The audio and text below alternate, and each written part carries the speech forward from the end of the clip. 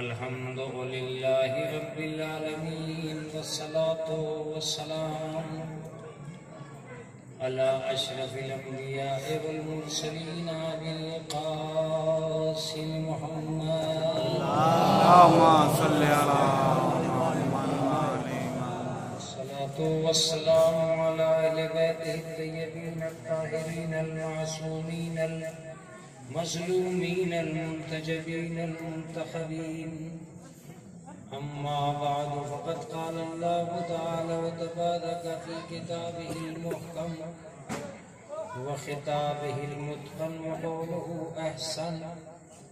بسم الله الرحمن الرحيم. تبارك الذي بيده الملك وهو على كل شيء قدير. الذي خلق الموت والحياة ليبلوكم أيكم أحسن عملا. صلوات اللهم صل على محمد وآل محمد. عزیزان محترم، قرآن مقدس کی یہ آیہ کریمہ ہمیں اور آپ کو ایک ایسی موضوع کی طرف منتقل کرتی ہے کہ جس سے زیادہ شہرت یافتہ موضوع اس دنیا میں نہیں پایا جاتا. ارشاد احدیت ہوتا ہے، بابرکت ہے وہ ذات جس کے ہاتھوں میں اقتدار پایا جاتا ہے، ملکیت پائی جاتی ہے، اور وہ اس ملکیت پر قادر بھی ہے.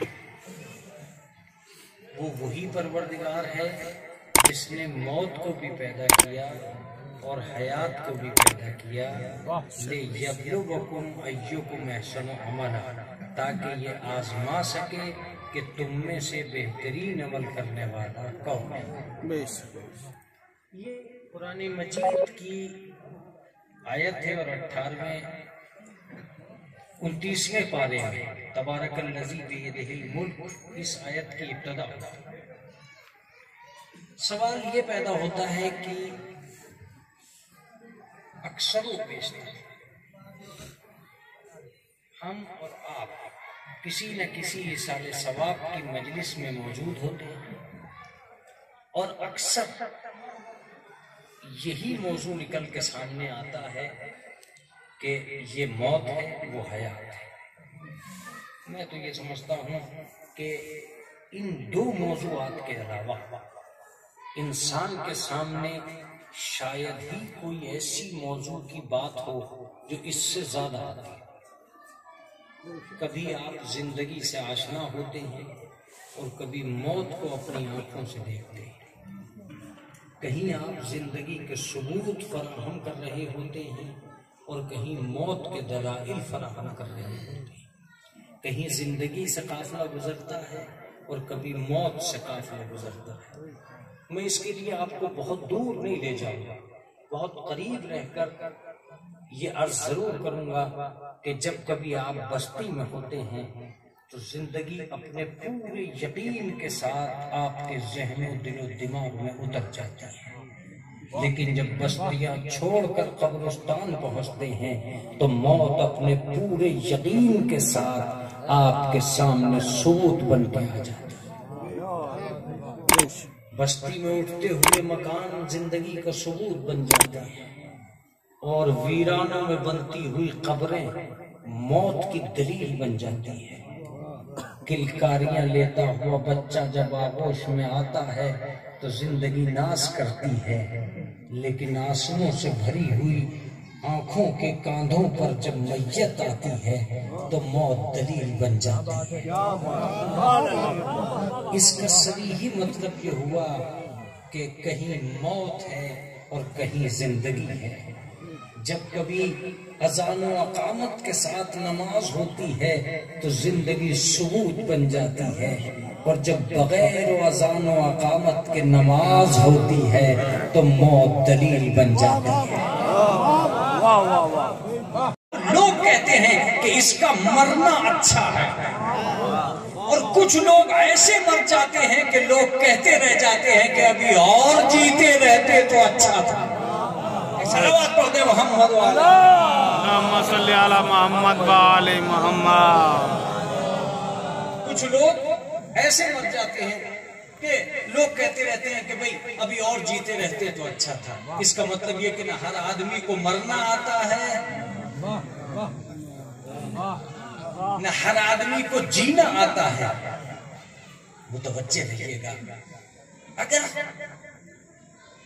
زندگی بہت اچھی ہوتی،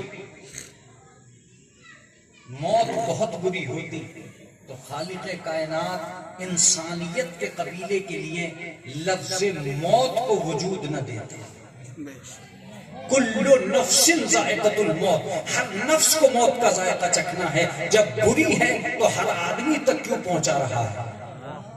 توجہ دیجئے گا. میری دوسری دلیل اگر پسند آ جائے تو اس تھکن کو اتار دیجئے گا. کپڑے آپ اور زیادہ اوڑھ لیں تو زیادہ بہتر ہے، لیکن تھکن کو جتنی جلدی اتار دیں اتنی جلدی بہتر ہے. متوجہ رہ جائیے گا. میں جو لفظ کہہ رہا ہوں، اگر موت بہت بری ہوتی تو قرآن میں یہ آیت نہ ہوتی انکا میت و انہم میتون. اے میرے حبیب تجھے بھی موت آئے گی. اگر موت بری ہے تو لفظ رسول تک اس کو پہنچنا ہی نہیں چاہیے تھا. دامن رسول تک موت کا پہنچنا بتاتا ہے کہ موت اپنے آپ میں بری نہیں ہے. یہ اور بات ہے کہ بہت سے لوگ جیتے ہیں تو بری زندگی جیتے ہیں، اور بہت سے لوگ مرتے ہیں تو بری موت مرتے ہیں. بہت سے لوگ جیتے ہیں تو اچھی زندگی جیتے ہیں، اور مرتے ہیں تو بری موت مرتے ہیں. اور یہ بری موت کون سی ہے اور اچھی زندگی کون سی ہے؟ سنیں، اگر زندگی اچھی اور بری نہیں ہوتی تو نیک اور بد نہ ہوتے. موت اچھی اور بری نہ ہوتی تو ہلاکت اور شہادت نہ ہوتے. صلوات پڑھ دے محمد و آل محمد.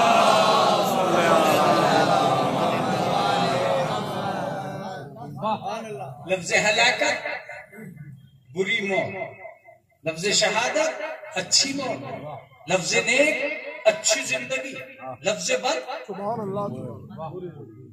تو اس کا مطلب یہ کہ نہ اپنے آپ میں زندگی بہت اچھی ہے نہ اپنے آپ میں موت بہت اچھی ہے. طریقے استعمال دونوں کا برا ہے. میں اگر اس مجمع میں کل تک بیٹھا ہوا ثبوت دیتا رہوں کہ کون سی زندگی اچھی ہے اور کون سی موت بری ہے تو شاید میں آپ کو سمجھا ہی نہیں پاؤں گا. لیکن واہ رے، کربلا حسین آئے ہی اس لیے تھے کہ یہ سمجھا سکیں زندگی اگر یزید بن جائے تو کتنی بری ہے، موت اگر حسین بن جائے تو کتنی اچھی ہے.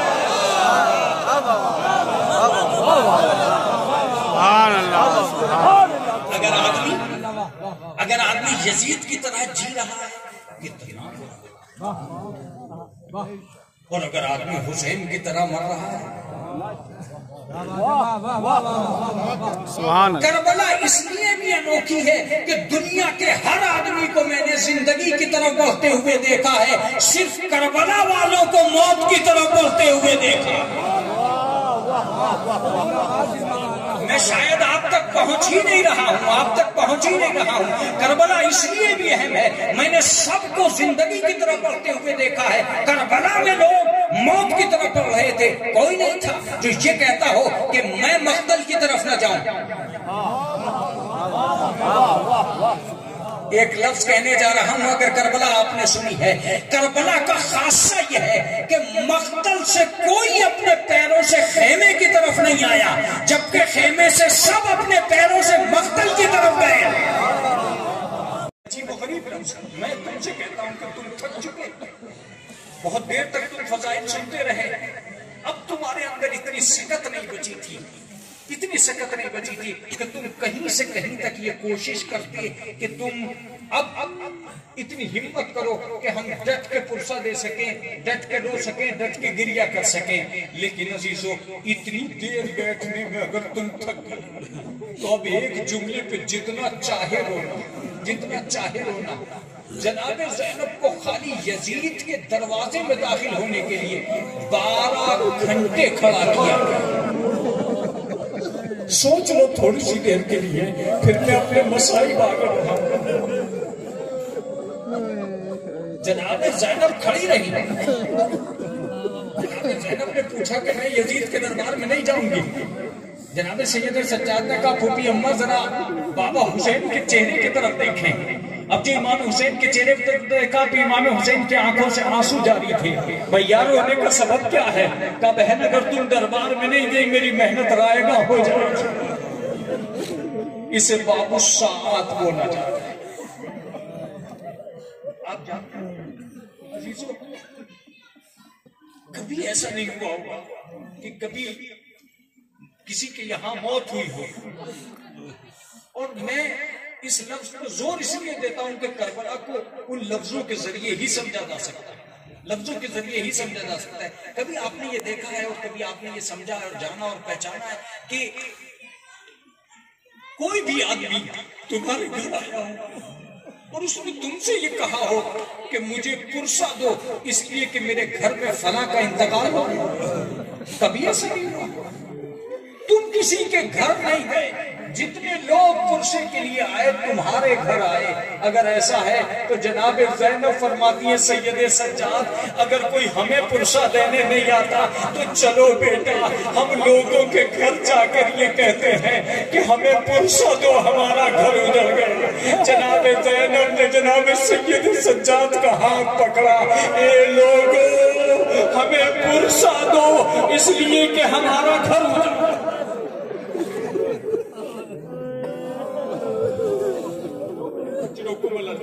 خدا آپ کو کسی غم میں نہ ڈالے سوائے نبی آل محمد کے.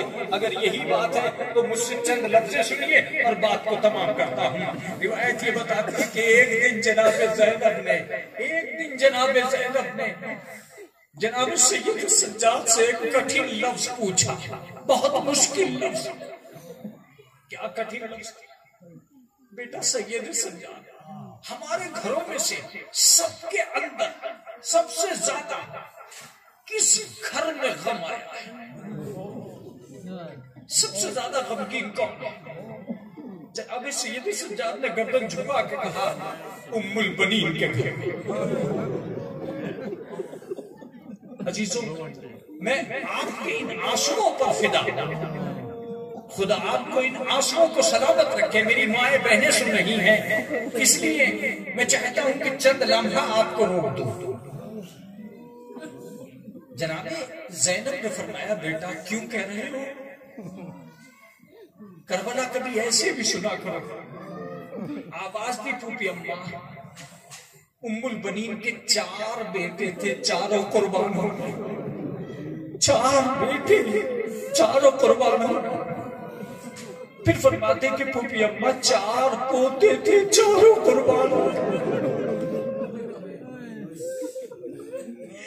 فرماتے کہ پھوپھی اماں 4 نواسے تھے. چاروں قربان ہو گئے. اس کے بعد جو لفظ سید سجاد نے کہا ہے میں سمجھتا ہوں کہ اگر شیعہ پورے سال کی تھکن بھی رکھتا ہو تو اس جملے کو دیکھ کر اس کی چیخ نکل جائے گی. جناب سید سجاد فرماتے ہیں کہ پھوپھی اماں ام البنین کا گھر وہ گھر ہے جس میں سوائے بیواؤں کے اور یتیموں کے کوئی نہیں.